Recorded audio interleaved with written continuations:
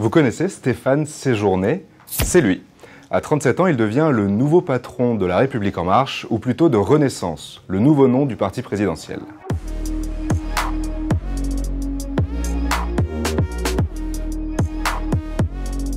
Stéphane Séjourné a beau être discret, c'est un stratège primordial pour Emmanuel Macron, un des rouages essentiels de son action. Le nouveau patron de LREM débute son engagement au Parti socialiste. Avec plusieurs comparses comme Sacha Houlié et Aurélien Taché, il forme ce que l'on a appelé la bande de Poitiers. À la fin des années 2000, Stéphane Séjourné, 25 ans à l'époque, soutient alors le potentiel candidat socialiste à la présidentielle, Dominique Strauss-Kahn.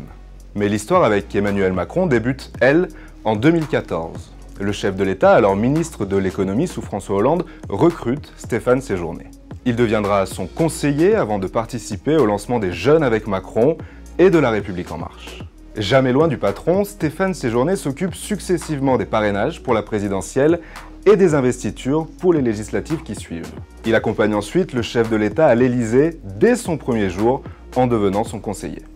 Et même quand il s'installe à Bruxelles en 2019 comme député européen, le jeune stratège continue de parler à l'oreille du président dans un rôle officieux cette fois-ci, mais avec un bureau au château.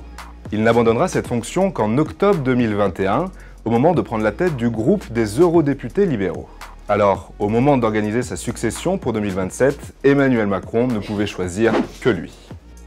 C'est bien le chef de l'État qui a chargé Stéphane Séjourné de réinventer son parti.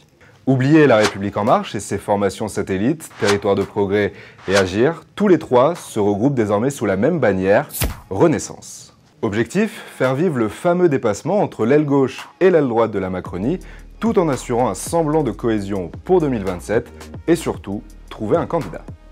Une feuille de route chargée pour une formation qui peine à trouver sa place.